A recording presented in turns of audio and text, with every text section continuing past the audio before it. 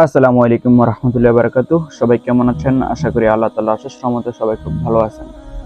তো আজকে আমি যে বিষয়টা নিয়ে কথা বলবো বা যাদেরকে নিয়ে কথা বলবো, তাদেরকে নিয়ে কথা বলতে হলে প্রচুর পরিমাণ ইলম এবং শিক্ষার প্রয়োজন, যা কোনটাই আমার মধ্যে নাই।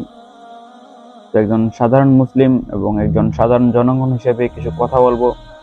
আশা করি আপনারা ভিডিওটা লাস্ট পর্যন্ত কন্টিনিউ করবেন এবং আপনাদের মূল্যবান মতামত কমেন্ট বক্সে বলে যাবেন। বর্তমানে আমাদের দেশে আলেম ওলামাইরা যা করতেছে তা আমাদের একজন সাধারণ মুসলিমের জন্য কখনোই ভালো হতে পারে না। কেননা তারা একজন অপরজনের দিকে কাদা ছোড়াছুড়ি করতেছে, একে অপরের বিরুদ্ধে যেভাবে প্রতিদ্বন্দ্বিতা করা হচ্ছে তা আমাদের একজন সাধারণ পাবলিকের জন্য কখনোই ভালো না। একজন সাধারণ মুসলিমের জন্য তা কখনোই ভালো হতে পারে না। আমরা ভাইয়েরা ভাইয়েরা যখন একজন অপরজনের সাথে লড়াই করব, সেখানে তৃতীয় ব্যক্তি তো অবশ্যই ফায়দা তুলবে, তাই না? এখানে আমরা ভাইয়েরা ভাইয়েরা যুদ্ধ করতেছি, একে অপরের মতের বিরুদ্ধে ফাইট করতেছি। তো এদিকে তৃতীয় পার্সন যারা আছে তারা এটার প্রফিট তুলতেছে, এটা ফায়দা তুলতেছে। তো এটা আমাদের মুসলিমের জন্য কখনোই কাম্য নয়। আমরা মুসলিম জাতি একজন অপরজনের ভাই ভাই। আহলে হাদিস বলেন, সুন্নি বলেন, ওয়াহাবি বলেন, যে যেভাবে তার ইসলাম ধর্মকে মেনে চলার তাকে চলতে দেন। সব হুজুর ভালো না, আবার সব হুজুর খারাপও না।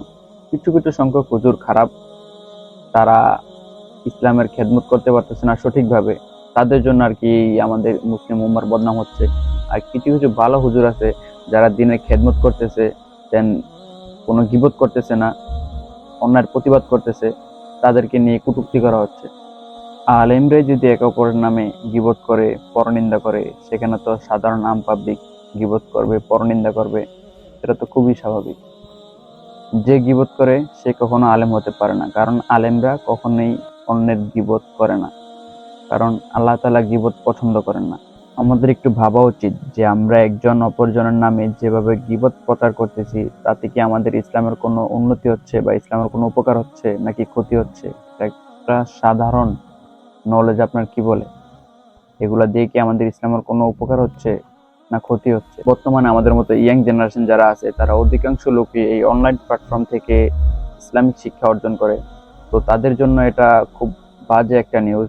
তারা যখন অনলাইন প্ল্যাটফর্মে আসবে, যখন দেখবে একজন হুজুর আরেকজনের দিকে মতবিরোধ করছে, একজন হুজুর আরেকজনের সাথে প্রতিদ্বন্দ্বিতা করছে, তো তাদের কাছে এটা একটা খারাপ ভাবে উপস্থাপন করা হবে, একটা একটা ব্যাড নিউজ হয়ে থাকবে তাদের সামনে। তারা তখন বলবে হুজুররাই যখন হুজুরদের সাথে মারামারি করছে, সেখানে আমাদের মতো সাধারণ পাবলিক কি করার থাকে? কিছু কিছু হুজুর আছে যারা স্টেজে উঠেই অন্যের নামে গীবত করা শুরু করে। তো এই গীবত দেখে হুজুরদের থেকে যদি গীবত শিখে আমাদের মতো সাধারণ পাবলিক, তারা তো অবশ্যই করবে। হুজুরদের উচিত সেই গীবত থেকে সাধারণ মুসলিম যারা আছে, সাধারণ জনগণ যারা আছে, তাদেরকে দূরে রাখা। যেখানে হুজুরাই গীবত করতেছে আরেকজন হুজুরের নামে, সেখানে তো সাধারণ পাবলিক এটাতে বিভ্রান্ত হবেই, এটা স্বাভাবিক। তো আল্লাহ তাআলা আমাদের সঠিক বুঝ দান করুক এবং আমাদের সবাইকে হেদায়েত দান করুক এবং আমাদের সকলকে ঐক্যবদ্ধ হয়ে দ্বীনের খেদমত করার তৌফিক দান করুক। আল্লাহ তাআলা আমাদের সকল মুসলিম ভাই এবং সকল ইসলামিক স্কলারদেরকে সঠিক বুঝ দান করুক, আমাদেরকে সঠিক বুঝ দান করুক, আমাদেরকে দ্বীনের পথে অটল রাখার তৌফিক দান করুক, আমাদেরকে হক পথে এবং হক কথা শোনার তৌফিক দান করুক। এরকম আরাম গীবত বা একজন আরেকজনের প্রতিদ্বন্দ্বিতা থেকে আমাদেরকে সকলকে আল্লাহ তাআলা মুক্ত রাখুক, এই দোয়াই করি সবসময়। সকলে একসাথে থাকুক, দ্বীনের খেদমত হোক, একজন ভাই আরেকজনের প্রতিদ্বন্দ্বিতা না করুক, সকলে ঐক্যবদ্ধ হয়ে দ্বীনের খেদমত করুক। তো সকলে ভালো থাকবেন এবং সুস্থ থাকবেন। আসসালামু আলাইকুম।